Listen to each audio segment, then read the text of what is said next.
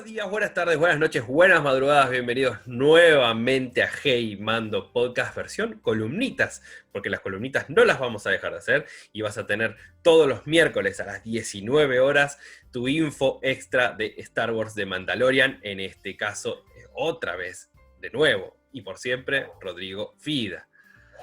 Buenos días, buenas tardes, buenas noches, Federico Tomeo, a quien tengo virtualmente, como siempre, compartiendo esta nueva columnita donde vamos a desarrollar nada más ni nada menos el origen, la génesis de este personaje, entre comillas, nuevo, que es Cobb Vanth. Uno de los personajes que más se habló después del primer capítulo de la segunda temporada de Marshall fue el interpretado por Timothy Olyphant, quien ya dijimos, ¿no?, que mueve nuestros corazones y hace suspirar a todos nosotros. Fue un personaje que nos gustó un montón, su desarrollo, su estilo, la actuación está muy bien, pero por sobre todo surgió este dato que bien dijo Rodrigo en el podcast que publicamos el domingo pasado. No era la primera vez que aparecía en Star Wars, ya lo habíamos escuchado o ya lo habíamos leído y nadie sabe más que Rodrigo Fida. Bueno, qué pedazo de halago. Por favor. Me animo a atajarme que no es tan así, como para cubrirme un poco, pero sí, es un personaje que no nace en The Mandalorian, forma parte de este nuevo canon, ¿no?, que Disney se encargó de implementar en Star Wars, donde una comisario, Kathleen Kennedy, avisó de que no pretendía que se despegue mucho del canon anterior, volcado más que nada en Legends, en cuestiones de historia. Y en este caso, para empezar a narrar un poco la génesis de Cobb Vanth, nos tenemos que situar a Chuck Wendig, que es el escritor de esta trilogía llamada Aftermath, o Consecuencias, o Secuelas, traducido, que curiosamente obtuvo el trabajo tuiteando el deseo de escribir una novela de Star Wars. Y cumplió el sueño del pibe, ¿no? Porque meter un laburito por Twitter, hay como 1.000 millones de personas que quieren hacerlo. Pero qué bueno esto de Mandalorian, que incorpora historia de todo lo satélite que fue creando Star Wars, ¿no? Bien, tal cual, viene a situarse, digamos, entre lo que pasó en la batalla de Yavin a el camino a la fuerza. De hecho, digamos, en una entrevista que él dio le preguntaron, digamos, qué condicionamiento tenía o qué exigencia tenía a la hora de escribir, o si era libre, digamos, a la hora de crear. Y solamente le dijeron que pique ese momento para hacer un camino a el despertar de la fuerza. Y en este caso, digamos, retoma un poco la estrategia que viene usando, por ejemplo, de Mandalorian, o usó Rogue One, o también puede ser Rebels, donde son personajes nuevos, ¿sí?, relacionados, lógicamente, a las entidades de la Nueva República, en este caso, o al Imperio y demás, con apariciones de personajes secundarios, ¿no? Esta novela literaria arranca, como todos los grupos de Star Wars, con un grupo heterogéneo de participantes, liderado por Norra Weasley, que es, digamos, de la Nueva República, una persona de mucha confianza de Leia, que va a formar grupo con su hijo, Temmin, que Temmin Wexley es nada más y nada menos que Snap, el mejor amigo de Poe Dameron, que justamente Fede había mencionado en el anterior capítulo. Habíamos hablado de este personaje, Snap, es aquel que usaron para meter la botonera a Leia y que le diga, ¿por qué no lo decís de otra manera? Y ahí es donde él hace una relectura de la situación diciéndole, no, vamos bien, queda tranquila, y etcétera. Y bueno, eso fue la parte fílmica que tenemos del personaje que está hablando Rodrigo. Sí, larga vida Carrie Fisher, que nada más me hubiera gustado que un spin-off de Leia, ¿no? Si bien, bueno, se puede hacer, digamos, con complicado, otra actriz, ¿no? digamos, haciendo un... No, sacando, digamos, el método de la tabla Ouija, estoy hablando de una Leia Organa joven. Esto seguramente se edite, ¿no? No sé. Teniendo a una Leia Organa joven. Y, digamos, también va a estar el famoso droide, ¿no?, llamado Huesos, junto con Haz Emari, que es una Zabrak, que tiene la particularidad de ser sobrina de Suji, que es una cazarrecompensas que vimos en Clone Wars, y Sinjir Rat Valus, ¿sí?, que, como no sé si nombrarlo curiosidad, pero se resalta la cuestión de que es un personaje homosexual, algo que Disney había marcado tal vez en este momento del final de la trilogía, pone sentidos de sexualidad en el universo de Star Wars. ¿Cómo le cuesta a Disney, O sea, si bien Disney es de alguna manera quien va marcando el status quo de lo que se va contando a través de la historia, ¿cómo le está costando a Disney meter diversidad sexual en sus historias? Una lástima. Yo creo que dentro de poco lo va a tener que hacer porque son otros tiempos y es más que necesario que un montón de minorías se sientan representadas en historias grandes. Así que esto es algo que para Disney va a ser un gran desafío. Sí, que sin duda justamente todos esos grupos marcan un poco las maneras correctas e incorrectas de hacerlo, ¿no? Que creo que es los focos de opinión valorables en este asunto. Por ende, solo lo mencionamos a manera informativa, que es como lo cuenta la novela. Y este grupo va a encabezar, digamos, una persecución hacia las pequeñas células que ha dejado el Imperio. Porque esto está muy bueno en Star Wars. No se termina el mal como tal vez otras franquicias, que matando al más grande de todos, se termina todo el mal, ¿no? Acá es política, por ende hay representación, digamos, en otras personas que no nombran mucho las películas, como en este caso es Rey Sloan y Gallius Rox, que son dos personas humanas, digamos, imperialistas, que está buenísimo ver a personas, a referentes del imperio, sin que sean o Sith o monstruos, sino que sean seres humanos que piensan y tienen sus razones y sus contradicciones dentro de su argumento. Acá en The Mandalorian nos habían ofrecido a The Client, ¿no? De alguna manera, como para mostrarnos que el Imperio cayó, pero hay un montón de células que siguen operando. O sea, lo único que cayó fue la operación central, y claramente ahora quedaron como una especie de oposición, por así decirlo, pero que siguen operando en varios planetas, y The Client me parece ya como que fue ese ejemplo que ya vimos en la primera temporada. Es un buen ejemplo, sí, forma parte de todo del nuevo canon, ¿no? De este nuevo lenguaje que Disney está usando en Star Wars, y la verdad que por el momento lo que nosotros nos toca analizar son más aciertos que otra cosa. Ya cuando tenemos que criticar lo hacemos, pero bueno, siempre de un lado que aclaramos que es subjetivo. Dentro de esta novela hubo una repercusión, digamos, que yo también noté, digamos, en los libros, que de momentos hay una buena historia, hay buenas ideas, pero también tiene mucha pérdida en las descripciones, más en Star Wars, que necesitamos muchas descripciones, porque no es nuestro mundo, es un mundo que nos tienen que contar cada detalle. Hay una especie de mano y contramano en este sentido, de buenas referencias, malas referencias, pero en definitiva es una buena obra, tal vez no esté a la altura de la trilogía de Throne, pero, digamos, acompaña y nos da muchas cosas que ahora se están reivindicando, ¿no? Lo que tiene de bueno este libro son todos cómo se maneja con los interludios, ¿no? Que va contando historias por fuera, pero que son como mini historias súper interesantes, y ahí es donde aparece nuestro amiguísimo Cobb Vanth, ¿verdad? Sí, recuerdo que en la época donde no se había visto el capítulo de Mandalorian, o sea, hasta hace una semana, estos interludios descolocaban un poco, porque era una historia, digamos, ajena a lo que te estaban contando, donde tal vez en un interludio hay una historia de Han con Chewie, que es misteriosa, y uno dice, bueno, son pistas, son como, los interludios son casi como easter eggs que lo vamos a descifrar el día de mañana. Y acá se centra la aparición de Cobb Vanth, que no es un personaje creado en The Mandalorian, sino que es creado en Aftermath. Tiene un interludio por libro, recordemos que son 3 libros, es una trilogía, y la historia que nos cuentas es un poco diferente, siguiendo el mismo hilo, pero es un poco diferente a The Mandalorian. No, exactamente, no se creó en The Mandalorian, ya tiene su historia, como bien vos contás en los interludios, y hay algunas diferencias, que en realidad son bastantes, pero hay varias diferencias, ¿no?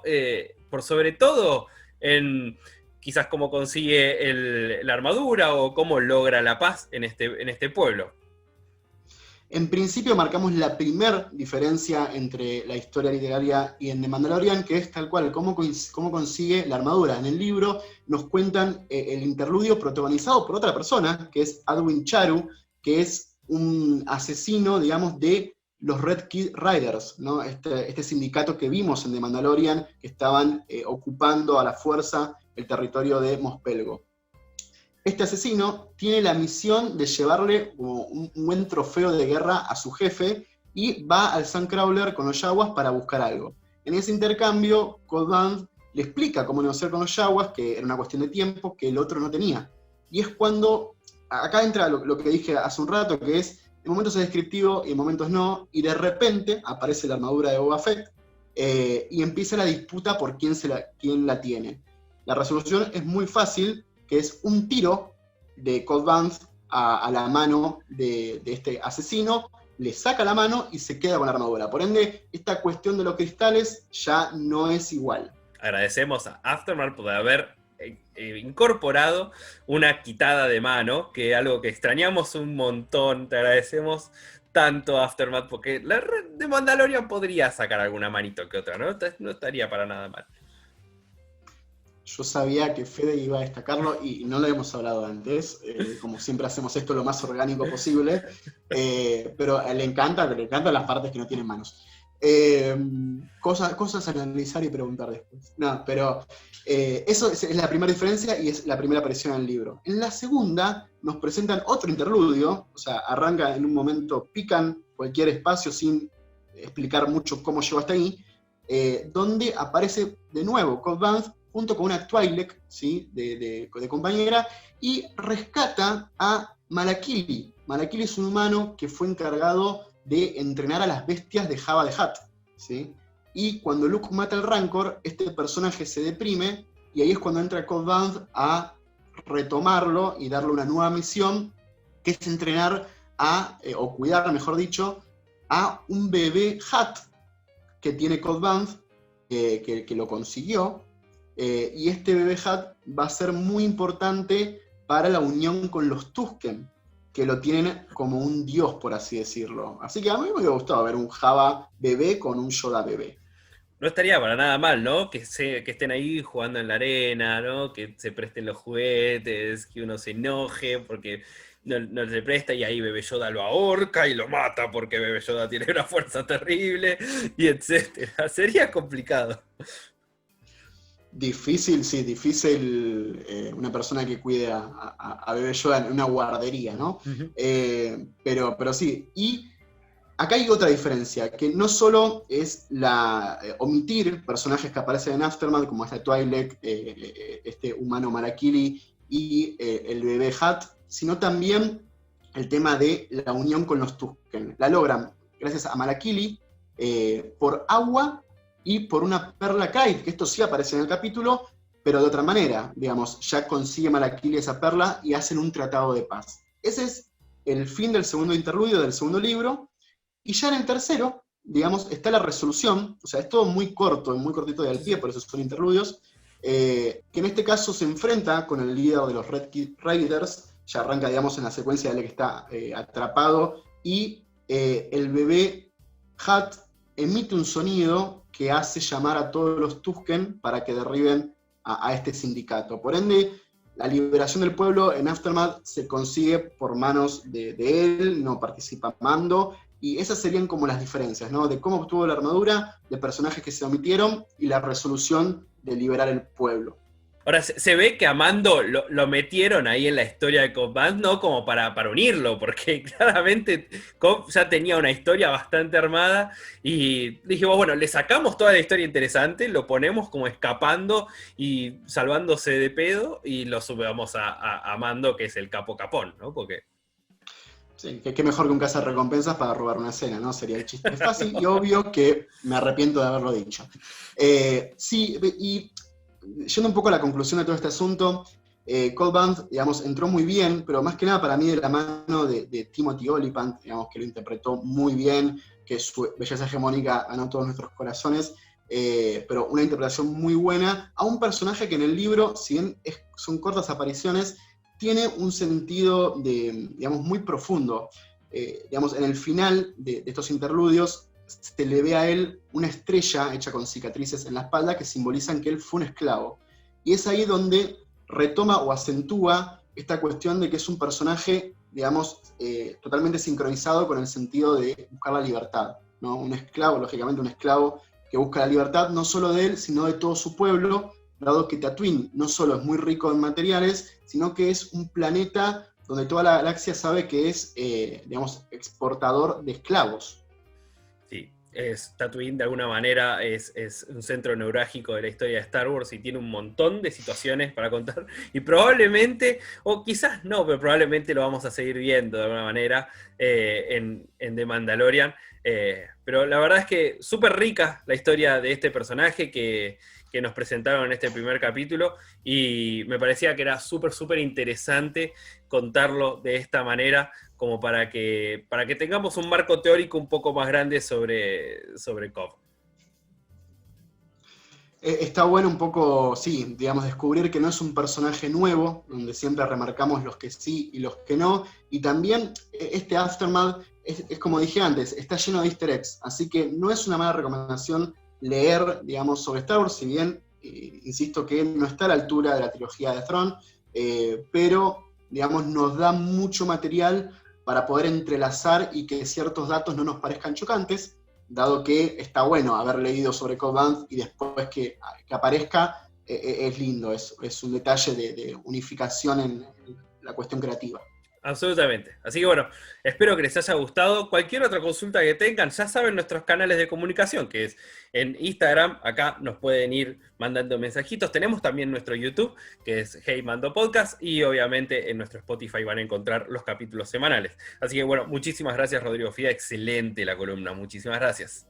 Muchas gracias a vos, Fede, siempre, bueno, y gracias a ustedes también que nos acompañan a nosotros un montón con sus mensajes. La verdad que con el estreno de la segunda temporada nos recibimos, digamos, un montón de mensajes que nos estamos acostumbrando y todos son, digamos, buenos, porque hay críticas para que hablemos de ciertas cosas u otras que no hablamos. Así que en ese sentido, muchas gracias por todo.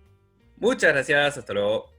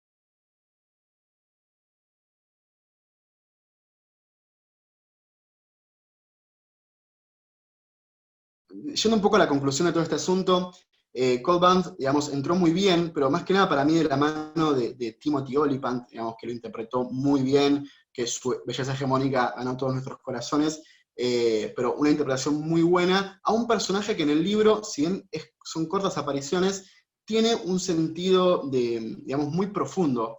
Digamos, en el final de estos interludios se le ve a él una estrella hecha con cicatrices en la espalda que simbolizan que él fue un esclavo. Y es ahí donde retoma o acentúa esta cuestión de que es un personaje, digamos, totalmente sincronizado con el sentido de buscar la libertad, ¿no? Un esclavo, lógicamente un esclavo que busca la libertad no solo de él, sino de todo su pueblo, dado que Tatooine no solo es muy rico en materiales, sino que es un planeta donde toda la galaxia sabe que es, digamos, exportador de esclavos.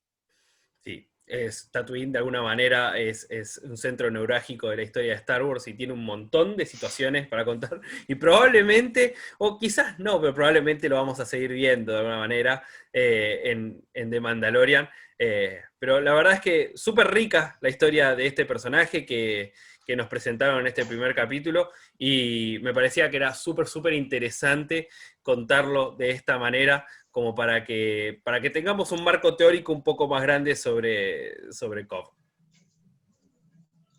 Está bueno un poco, sí, digamos, descubrir que no es un personaje nuevo, donde siempre remarcamos los que sí y los que no, y también este Aftermath, es como dije antes, está lleno de easter eggs, así que no es una mala recomendación leer, digamos, sobre Star Wars, si bien, insisto que no está a la altura de la trilogía de Thrawn, pero, digamos, nos da mucho material para poder entrelazar y que ciertos datos no nos parezcan chocantes, dado que está bueno haber leído sobre Cobb Vanth y después que aparezca, es lindo, es un detalle de unificación en la cuestión creativa. Absolutamente. Así que bueno, espero que les haya gustado. Cualquier otra consulta que tengan, ya saben nuestros canales de comunicación, que es en Instagram, acá nos pueden ir mandando mensajitos. Tenemos también nuestro YouTube, que es Hey Mando Podcast, y obviamente en nuestro Spotify van a encontrar los capítulos semanales. Así que bueno, muchísimas gracias Rodrigo Fía, excelente la columna, muchísimas gracias.